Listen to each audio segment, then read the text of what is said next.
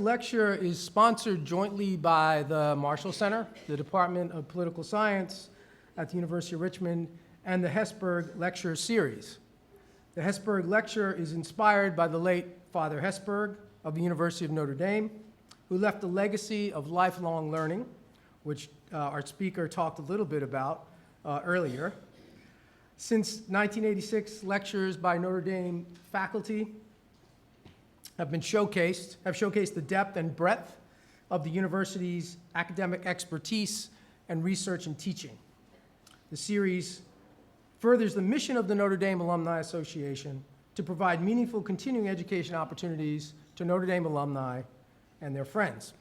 It is a tradition of local Notre Dame clubs to collaborate with a local institution nearby and invite people to the Hesburgh Lecture Series. We are grateful to Kevin Buckley and to Brittany Dunn-Perio of the Richmond Notre Dame Club for working with us to bring this lecture to the University of Richmond tonight. And we especially welcome members of the Notre Dame Alumni Club who are here this evening as well. I will now turn to my colleague, Dr. Kevin Cherry, Associate Professor of Political Science and a PhD from Notre Dame, to introduce our speaker, who will talk for about 20 minutes and will be available for a few questions. Dr. Cherry.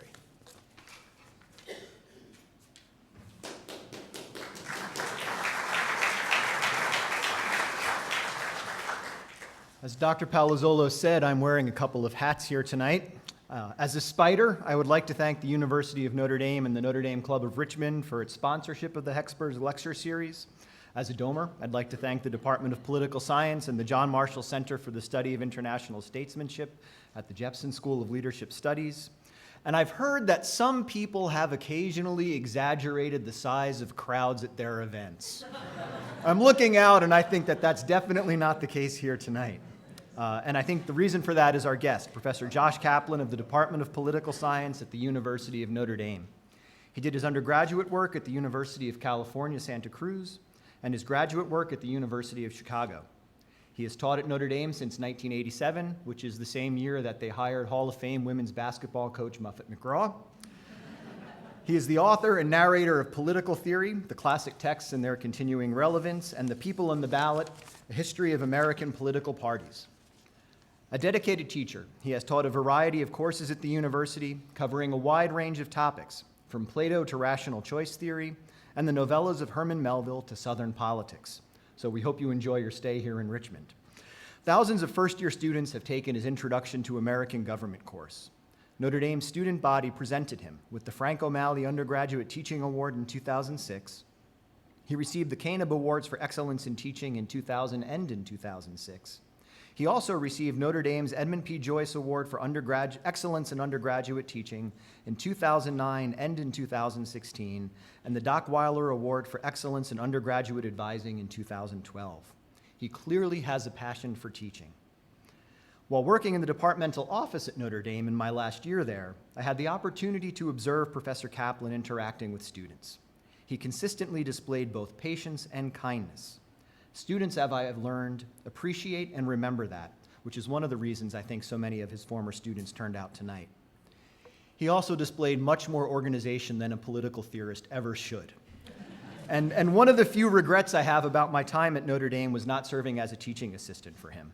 My fellow graduate students reported that he was an outstanding lecturer, able to translate the intricate details of complicated text to an undergraduate class without losing either their attention or the text's nuances.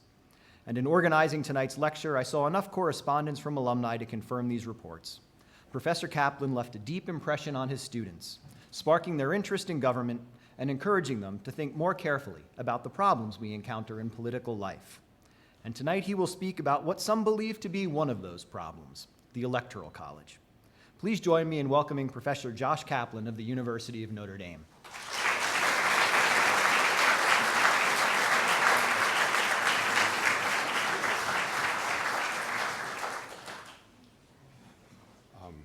I will never get a better introduction in my life. Thank you, Kevin. Thank you very much.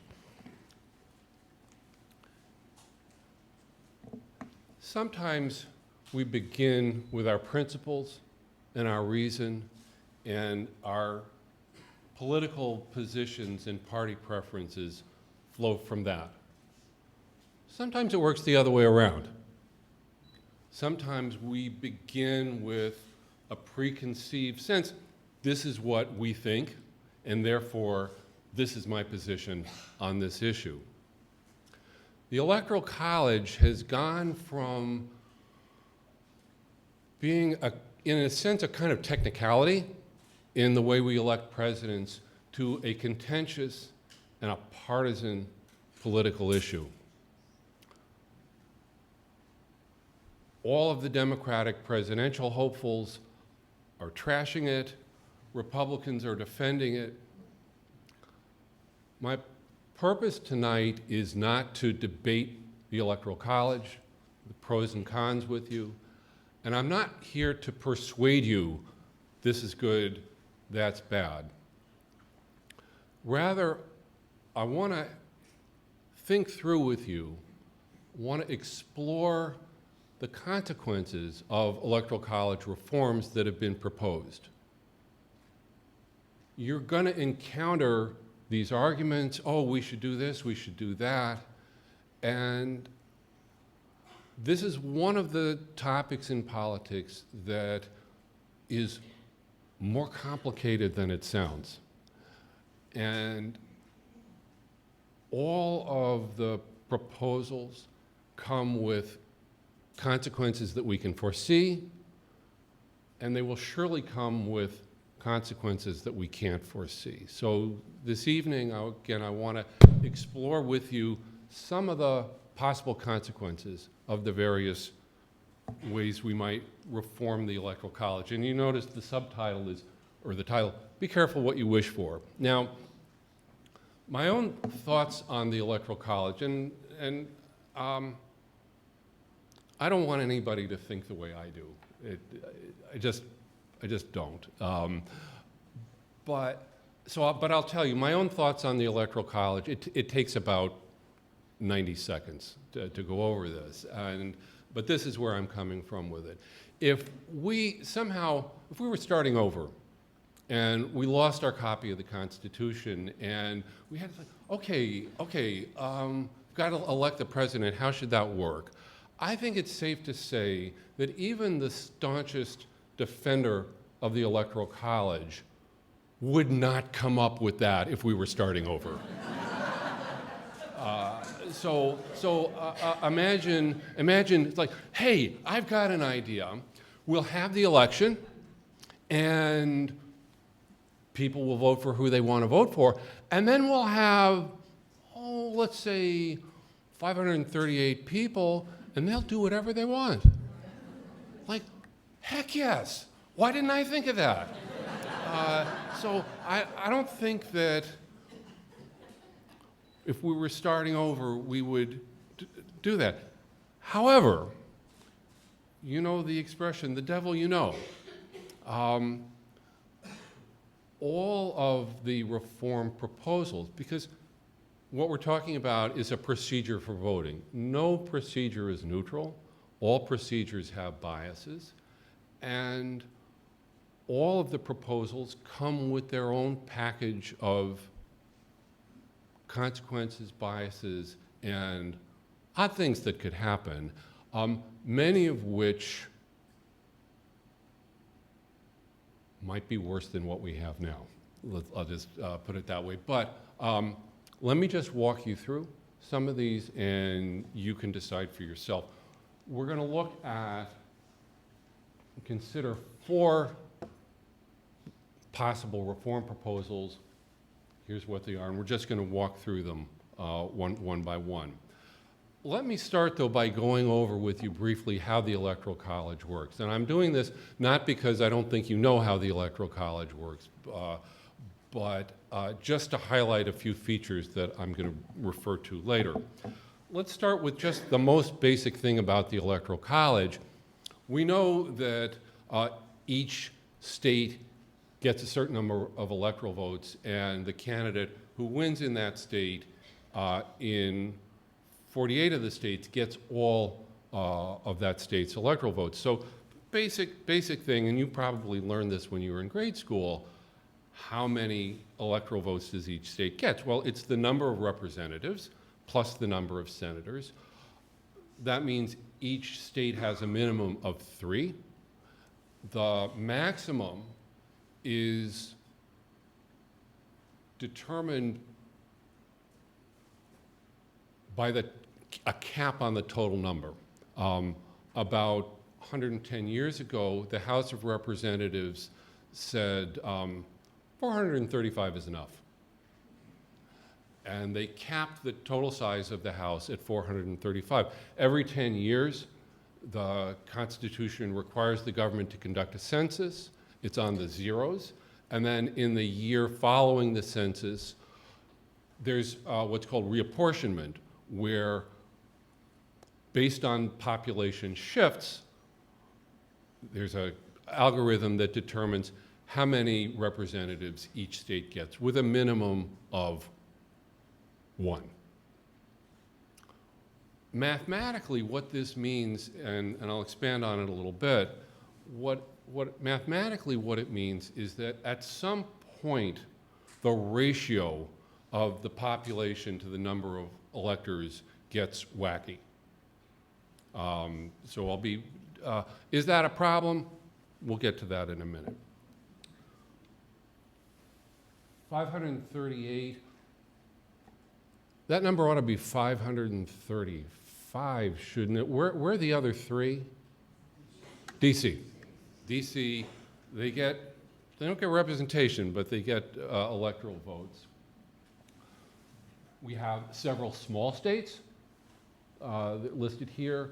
So the largest number of electoral votes that any state has is 55. And there's some swing states that are, Iowa's small, they're somewhere in the middle. One of the complaints that people make about the Electoral College is the big state, small state problem. And people make both of these arguments at the same time. Small states have too much influence. Big states have too much influence. They have influence in different ways. We're talking about the mathematical ratio.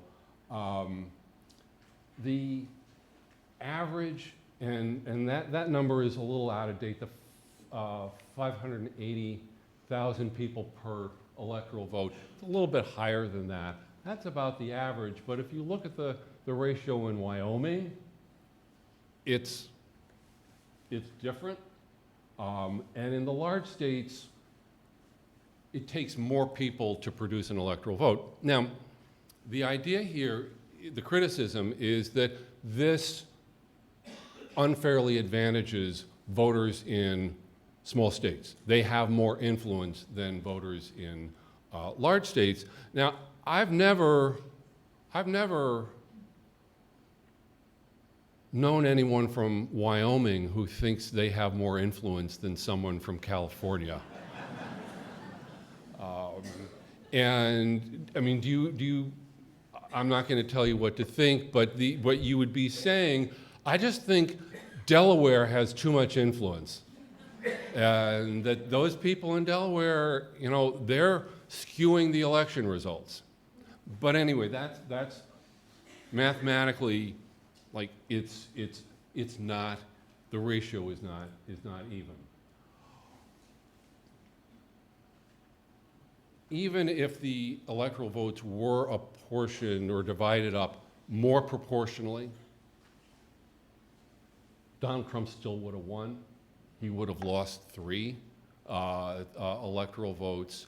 So this is not, the argument is not that this skews the election results. The strongest argument would be that, and again, Alexandria Ocasio-Cortez a couple of weeks ago said the Electoral College is affirmative action for rural voters, meaning that it kind of amplifies their influence. So that's the idea. The idea behind the criticism the Electoral College favors big states is that candidates will go to big states and campaign there, because when you are in your electoral strategy, you're collecting states. This is like Moneyball in politics. You could have a hitter that with a .333 batting average that costs this much money, or you could get two batters that have a more modest batting average that cost a lot of money, and you have the same production out of them. There are a few minor anomalies that states with the same number of electoral votes might have different populations. And then there's a kind of cutoff where the difference between you and the next state above you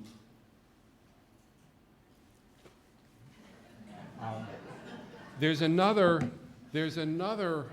bias in the Electoral College, and that is the Electoral College favors candidates whose support is geographically concentrated. And one of the reasons that I'm using PowerPoint, which some of this is just visual, there are a lot of numbers here. 2 elections, 1968, George Wallace got 13% of the popular vote, but 46 electoral votes. Ross Perot, who died earlier this year, got 19% of the popular vote. That's almost 1 in 5 voters, but got no electoral votes. Why this disparity? Any hands?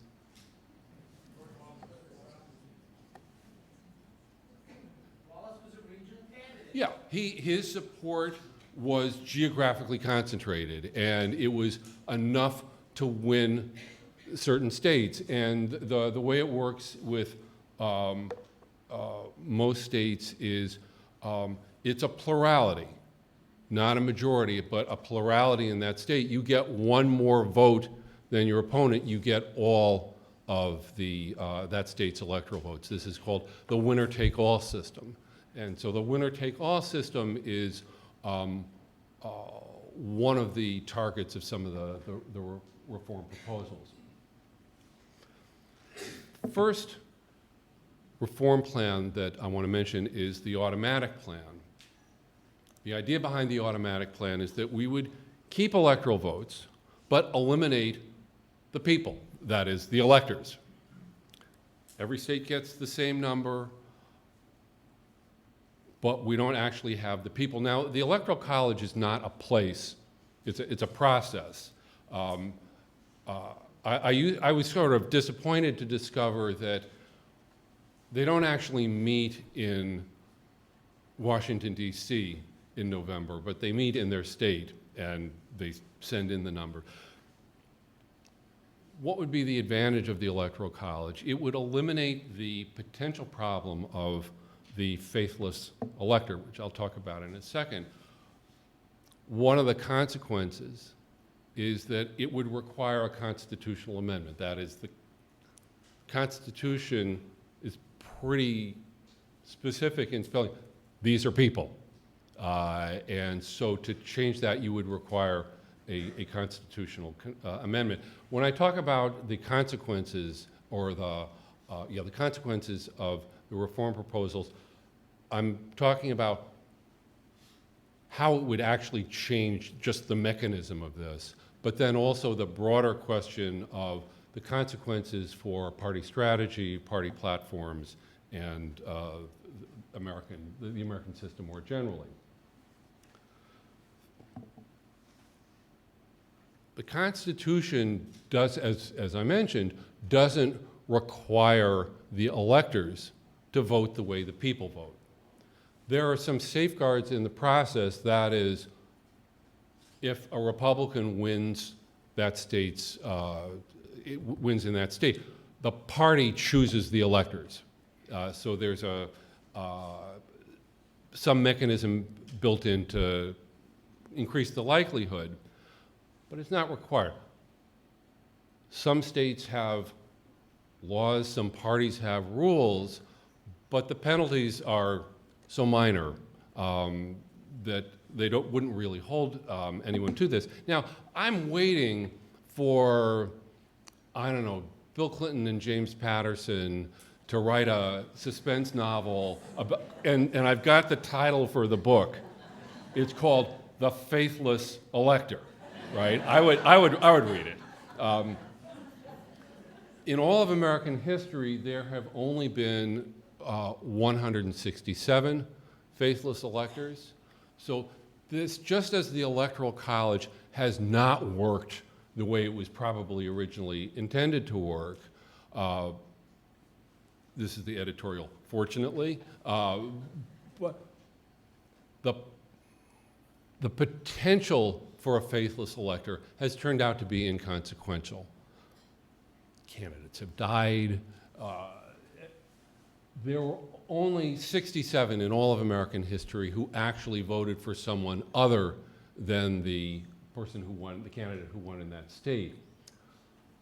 However, 2016 was kind of raised the possibility of a bigger potential problem.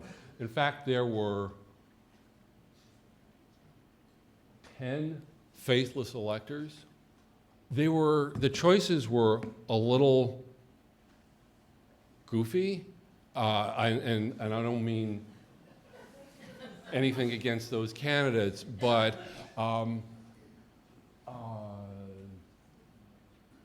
well, you can see 3 Bernie supporters didn't give up, 3 for Colin Powell, John Kasich, Ron Paul.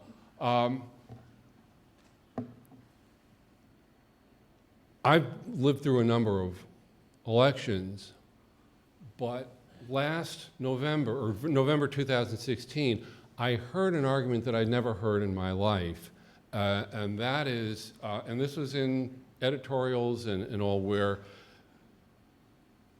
people were arguing, now is the time for the Electoral College to stand up. This is why it was created. This is our last chance. Please stop that man. Do the right thing and vote for anybody except Donald Trump. So it could happen. It could happen. So the automatic plan would eliminate the possibility of the faithless elector. On the other end of the spectrum in terms of, but that's all it would change. It would just change that little aspect of it. On the other end of the spectrum in terms of the dramatic change would be direct election. This would be the biggest difference to the current system. It would eliminate the possibility that the winner of the popular vote would lose the electoral vote. I used to speak of that as a hypothetical. Mathematically, it's possible. Enough said. It would require a constitutional amendment because you'd have to really scrap everything that the Constitution says about presidential elections. What would the other possible consequences look like? In a sense, the United States would look more like the rest of the world. You would see more third-party candidates. The Electoral College is one of the institutional features in American government that discourages third parties because, it's like, what is it, Ricky Bobby's second is nothing?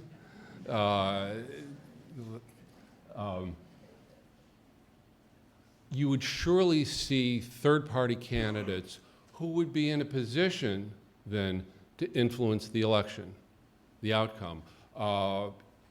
In the event that a candidate doesn't get a majority. Now, if you did the direct election, you could either say the election requires a majority or say 40%.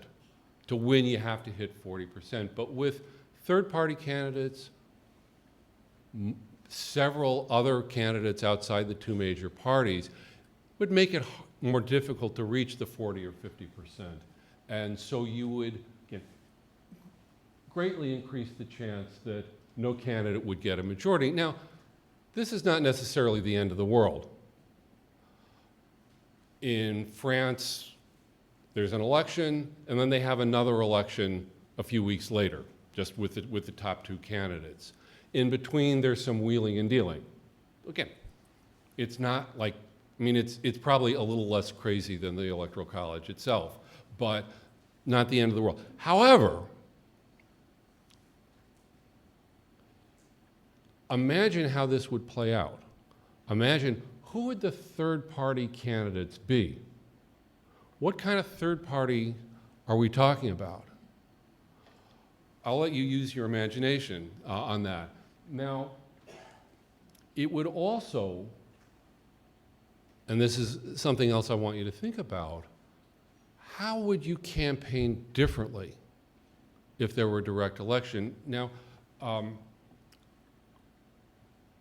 Donald Trump, after the election, when people would pester him and say, you didn't win the popular vote, he said, if we had a direct election, I would have won by even more. Now, I don't know if that's true or not, but there's no question that when we are talking about a reform like this, you don't keep everything the same and then change the thing at the end. You change the whole, so it's not like we're going to rewind and redo 2016. Everything is the same, except we're going to change the rule at the end, and at the very end, go with the winner of the popular vote.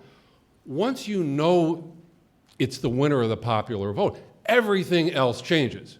You change where you campaign, how you campaign, who you appeal to. The parties change their platforms because, again, it's Moneyball. You're putting together the pieces differently. So,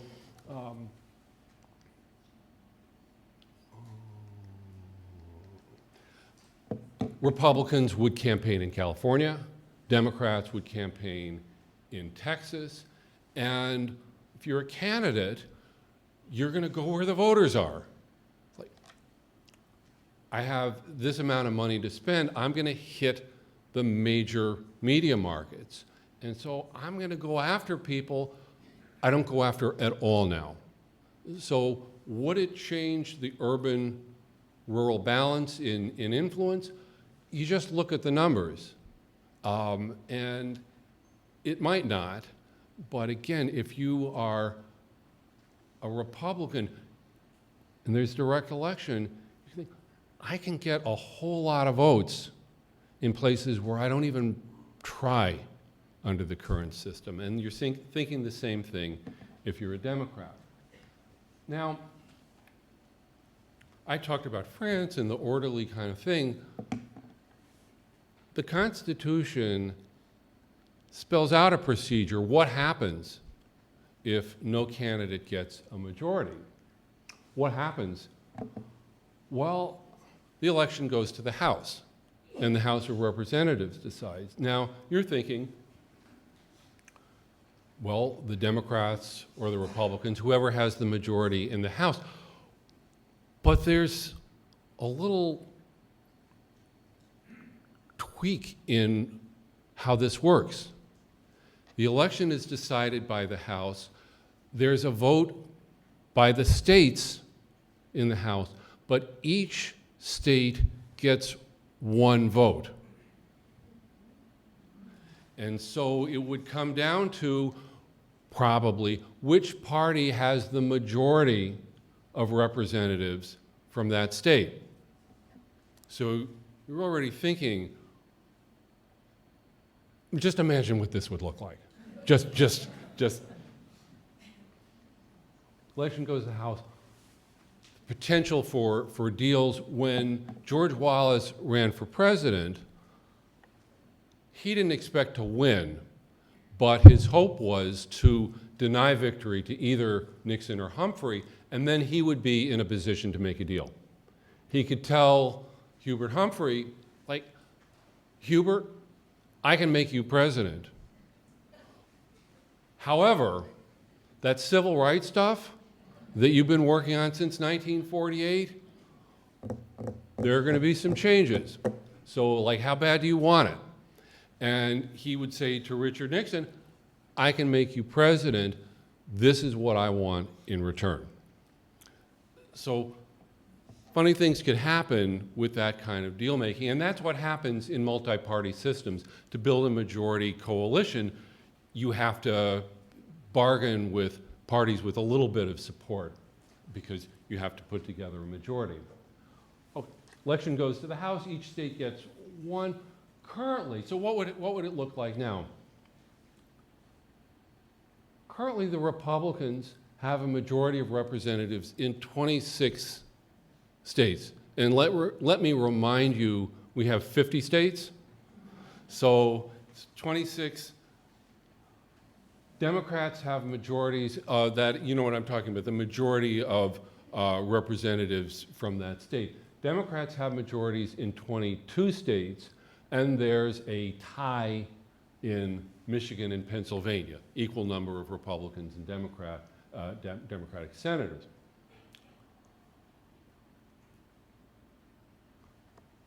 There were only a few states where, again, if we looked at 2016, there were only a few states where, let's say, Donald Trump won that state, but they have more Democratic representatives. Arizona, Iowa, Florida, there's a little bitty Republican majority, 14 to 13. In the upcoming congressional races next year, Michigan might flip to majority Democrat, Florida might flip to majority Democrat, Pennsylvania might flip to majority. Then we have a tie, 25-25. What do we do then? I don't know. I don't believe the Constitution says what happens if there's a tie there. It could happen. I mentioned this, third-party candidates. I'm looking forward to the comment and question period where you can share your views on what that might look like. The next plan is called the proportional plan. There are two versions of it, but basically you do away with the winner-take-all system, and you divide up the electoral votes in a given state roughly in proportion to the popular vote in that state. It makes the electoral vote more closely reflect the popular vote. So if candidate A wins 60% of the popular vote, presumably they would win 60% of the electoral votes rather than all of them. It lessens some distortions in the winner-take-all system. However, it could introduce some distortions of its own and could even reverse some election results, which is what we're talking about in the first place, why we want to reform the Electoral College. There, as a kind of preview of what I'm going to show next, you could do it proportionally in two ways. You could say, all right, we're going to, and actually there are like four ways, but two main ways. You could do it, say, okay, 60-40, we do it kind of roughly, so that's proportional population. There's a second proportional plan that's called the Congressional District Plan. Remember, I made a big point of telling you what you already knew about how many electoral votes each state gets, number of congressmen plus the number of senators. Well, how tidy? Because you could say, well, whichever presidential candidate wins in a particular congressional district gets that electoral vote. And then what do you do with the Senate, the two Senate votes? You could give them to the winner of the popular vote to try to just as a bonus. Well, if that had happened, if we had a proportional plan, we'd be talking about President Nixon, but 8 years earlier. Nixon would have narrowly defeated. And so what I have here, the electoral vote totals, P1 is the proportional by population, PD is proportional by a congressional district, and then the last column is direct election. This is their share of the popular vote. So proportional allocation of the electoral vote sounds great, but it could actually reverse the result. But wait, there's more. Mitt Romney would have won. So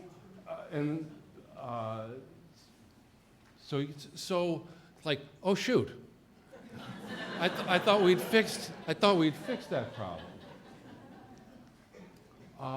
Now, one of the reasons I chose this topic for this event was this is a Virginia relevant topic because several times in the last few years, the Virginia Assembly has voted on bills to allocate its electoral votes proportionally with the district plan.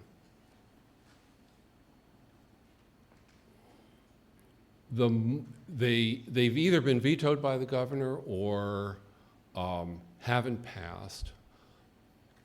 But the motivation is partisan. I think it's safe to say. That is, we could have stopped Barack Obama. We could, if we had done this. And Nate Silver from the New York Times 538 site estimated that if like 5 or 6 states had done this, you wouldn't need the whole nation to do it, but just 5 or 6 carefully chosen states. McCain would have won, Romney would have won. And so they're thinking, and this also, the Silver was thinking, well, what if Democratic states did this? It wouldn't balance out with this. So for some complicated reasons. Now, you have to think, though, you would only propose the proportional plan if you are the minority party in the presidential vote. Because if you're the majority party, you like the winner-take-all system. But if you change this, then what if the vote goes the other way? So it's like, oh, shoot. So this is a Virginia thing. Now, Virginia has also earlier this year defeated a bill to change to the National Popular Vote Plan, which I'll talk about in a second. None of these have passed into law. But if the Virginia General Assembly goes Democratic next year, and it might, the National Popular Vote Plan will come up for a vote again, and Virginia could change. So this is not some abstract, goofy political science. This is front page news. Last one I'm going to mention tonight is it's called the National Popular Vote Plan. It's normally described as an interstate compact. The Constitution doesn't tell states how to choose their electors. You can do it any way they want. So this has the advantage, it wouldn't require a constitutional amendment to change.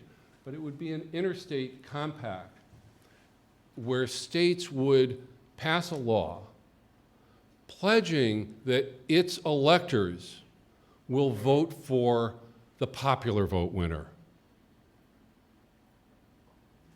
So just imagine 2016, we know who won the popular vote. The states agree in advance, we're going to require our electors to vote for Hillary Clinton across the board. The idea is it would only take effect when states, a certain number of states agree. That is the total of states that have signed this produce 270 electoral votes. That is the number you need to win. I believe this is right that there are 12 states currently. These are, I think, well, yes, no Republican states so far. Might come up in Virginia. Wouldn't require a constitutional amendment. However, it would be subject to challenges in court.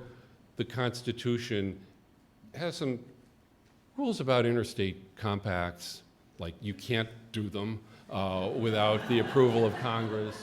Now, you might call it something else, but the proponents of this are really adamant, like, no, no, no, no, no. But but there would certainly be litigation. It's possible it would run afoul of the Voting Rights Act if it's seen by a court as diminishing the power of minority votes.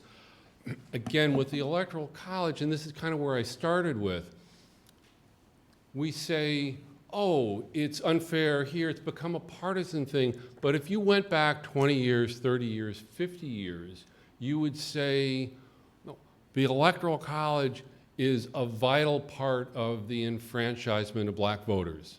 It's vital to this, and so it's one of those things where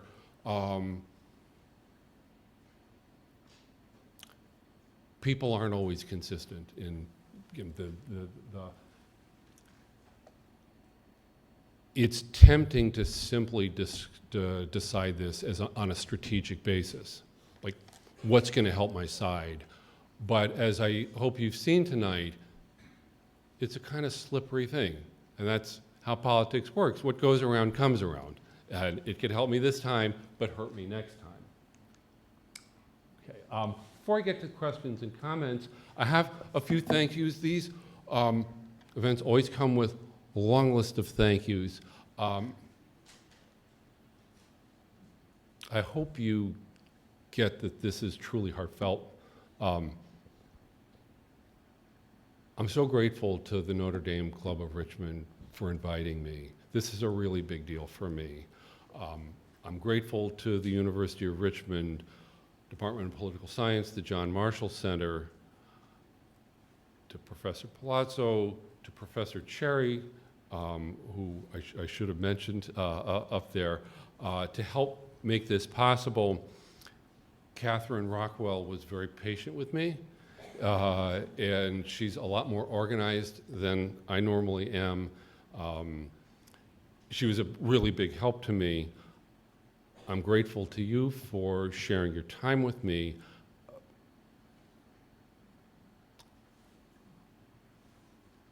I'm not going to read the next one, but it's there. But I have to mention Brittany Dunperio for contacting me last spring and say, hey, I have an idea. And she's worked so hard to make this happen. My current students are very important to me. I work with lots and lots of students as a teacher and advisor, but my former students are the best. So with that, thank you very much.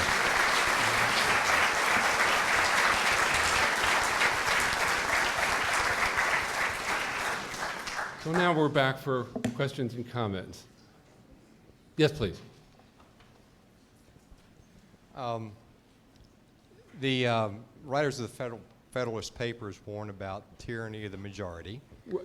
And I have thought of the Electoral College as a safeguard against that, similar to the House and the Senate. Yep. And you even mentioned, if I interpreted what you said correctly, that that the Electoral College avoided disenfranchisement of African American voters during the Civil Rights era. So, again, these are my impressions that I have said, which follow on from the Federalist Papers. How correct am I in that? And if I'm not, can you clarify? So it's yes and no. Get an A minus. So the little bit of grade inflation, so probably should be a B plus. But well, you're trying hard. So the phrase "tyranny of the majority" comes from Alexis de Tocqueville.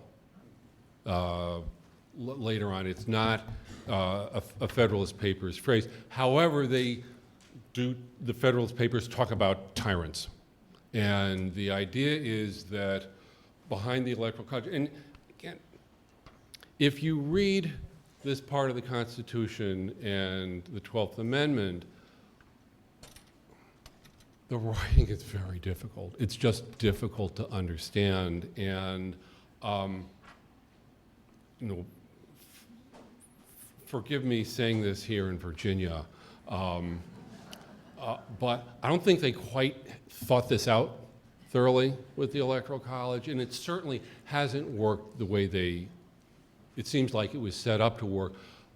But the language in the Federalist Papers is this is a check on democracy.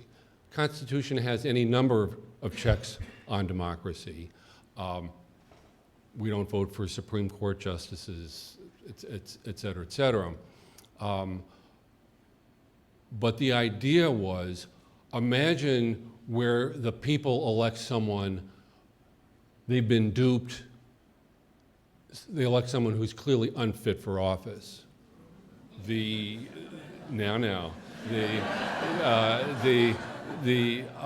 Electoral College, the idea, it would step in.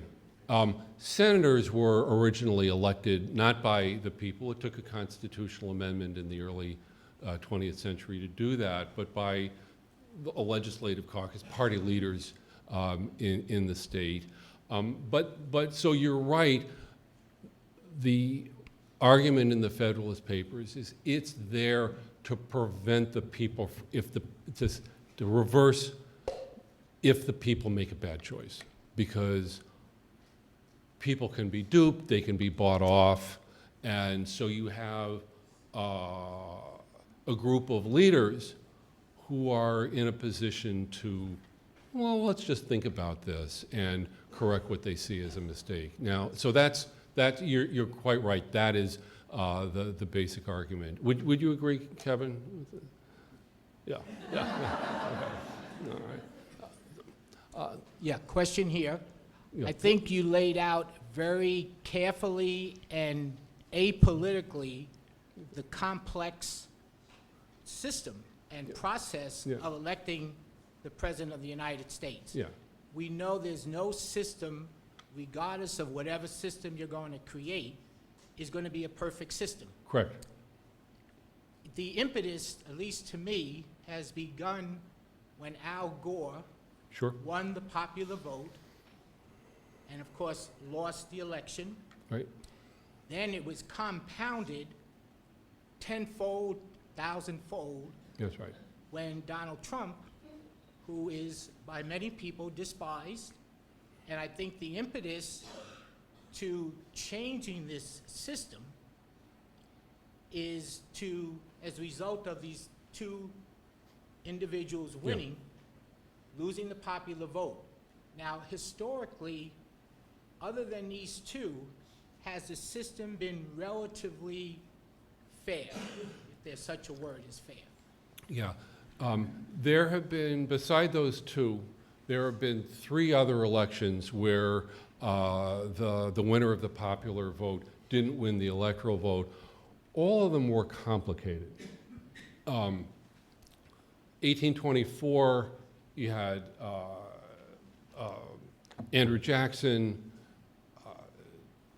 John Quincy Adams, Henry Clay, and anyway. So there was Crawford. Thank you very much. You get an A. So that was complicated. Clay threw his support to Adams. Is that a disaster? Is that unfair? No. Jackson thought so. He got his revenge next time. He called it the corrupt bargain, the corrupt deal. In the 1877, by the way, what year did Reconstruction end? And I just gave you a hint, because the two things go together. Imagine an election where there are ballots in Florida that are unreadable because they've gotten wet, and so the election didn't produce a winner. It went to the House, and what happened in the House was Southern Democrats said, and this is typical of Southern political strategy, they said, Republicans, we'll let you win. All we want in return is this one little thing. Get out of the South. Get those troops out of the South. So that's why we can give, that was the date of the end of Reconstruction. And so were those unfair, were those anomalies? And that's why I said,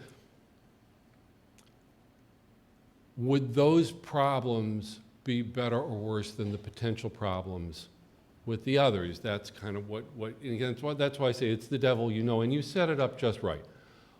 No system is neutral. All systems and procedures have biases, consequences, and as you think through the proposals,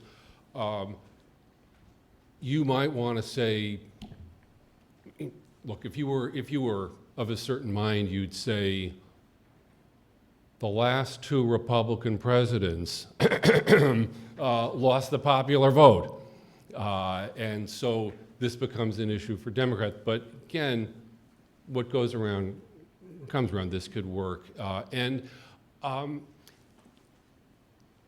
this will just take a second. I know it sounds strange because we think the winner of the popular vote should win, but when I teach this in class, I have use a baseball scoreboard, like 9 innings. Whoever gets the most votes wins. Well, what if we scored baseball differently? Whoever wins the most innings wins. Be very different.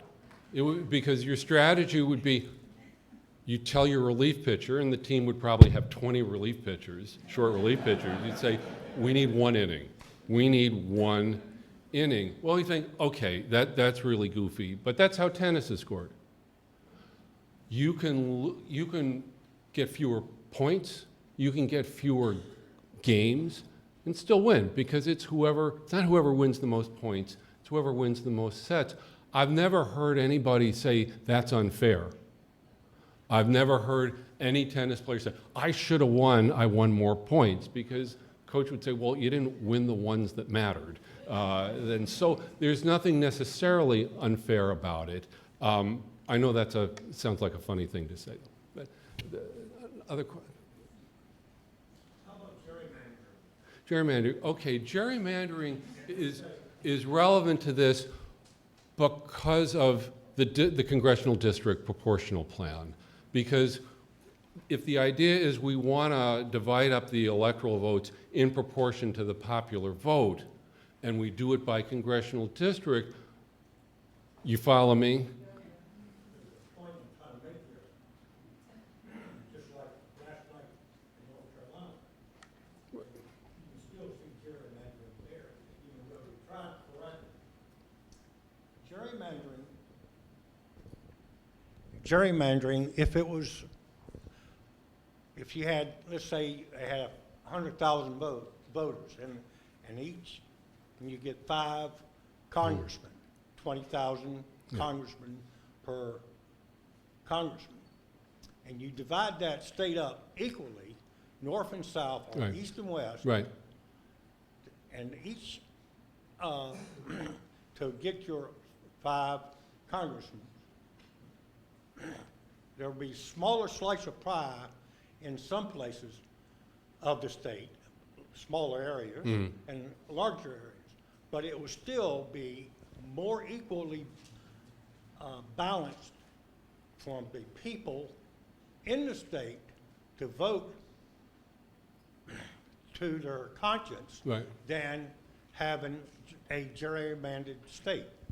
Yeah, so your point is that it would be kind of more random than deliberately rigged by the majority party to leverage representation by the majority party. Now, one problem, if I've understood you right, let me talk about Indiana, just because it's more symmetrical, the state. Well, in this state, it'd be more like. Let's say you just divided it up on a grid. You have very large areas in Indiana that are rural, that just hardly have any people. Do you want to give this what you'd have is inequalities in population, but with an equal number of representatives. That is very true, but the thing is, if you do it in an equal stripes or an equal way, that we mean people across the state will vote for their conscience, not to a small gerrymandering area. Yeah. Like, well, where it came from, Massachusetts, where it went around the state from gerrymandering. Right.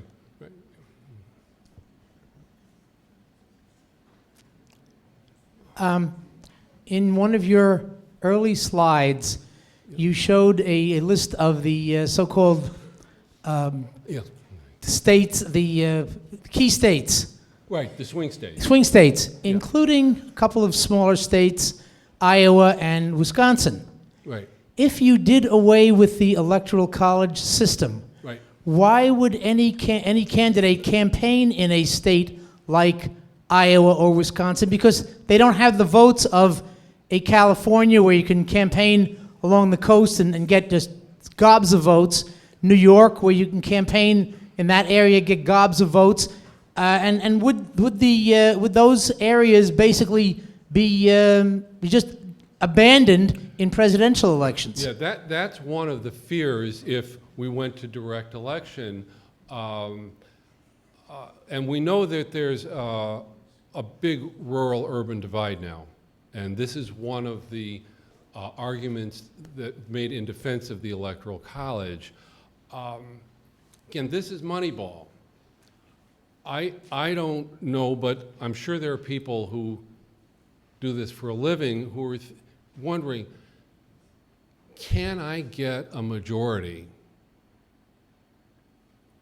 by appealing to rural voters? Now, this is how it would work, though. It's not, okay, I'm going to talk about the stuff that rural voters are interested in and ignore the cities. The key to that strategy would be, like, can I come up with something that would appeal to rural voters and get some urban voters too? So I mentioned George Wallace. George Wallace ran for president at a time when country music was going from regional audiences to national mass marketing. And Wallace at one point, when I lived in Chicago in the mid-70s, there were 2 radio stations in Chicago that played country music 24 hours a day. And I could tell you a whole lot about the history of country music because I listened to those stations every day. George Wallace said, the people who listen to country music are going to elect me president. That is, his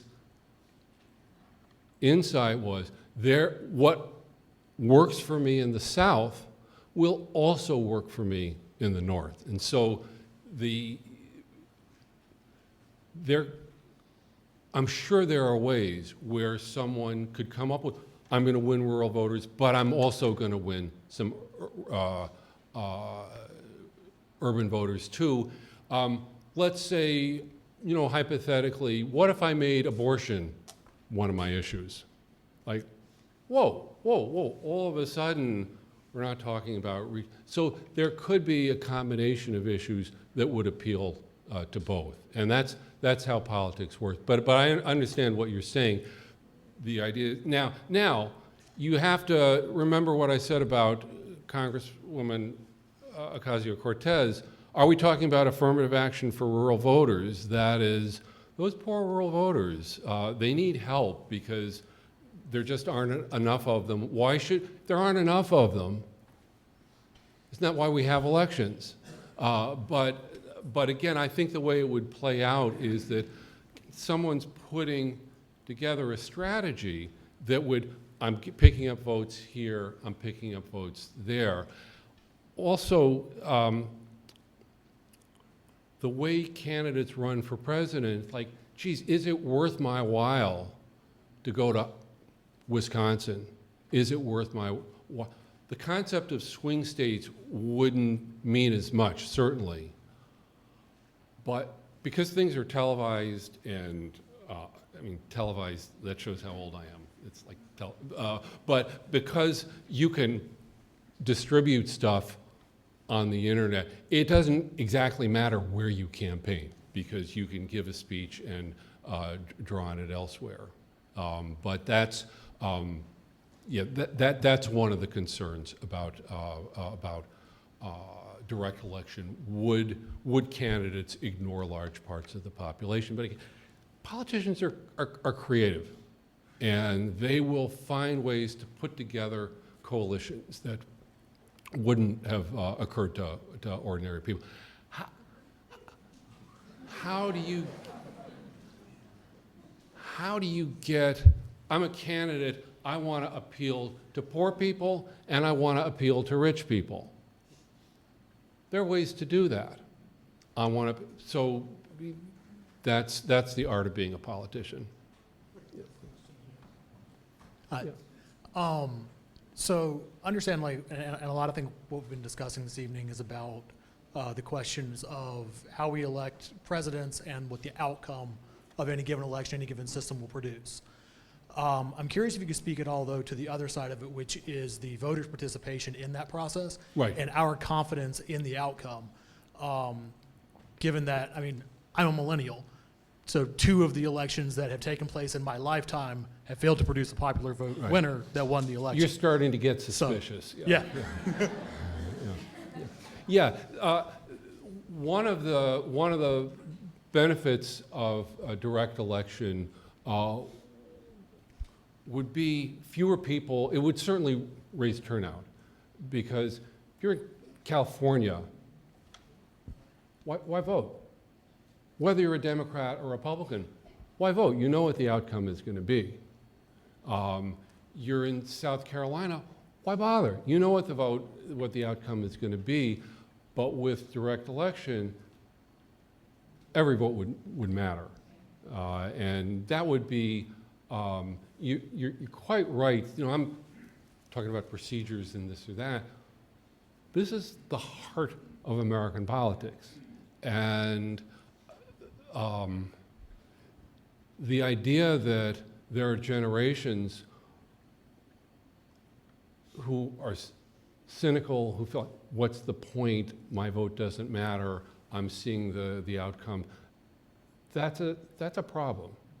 That's really a problem. And so, and you're quite right to bring it up. A lot of this is not, oh, it's more, it's like restoring credibility to elections. And that involves a number of things. But you're quite right to bring that up.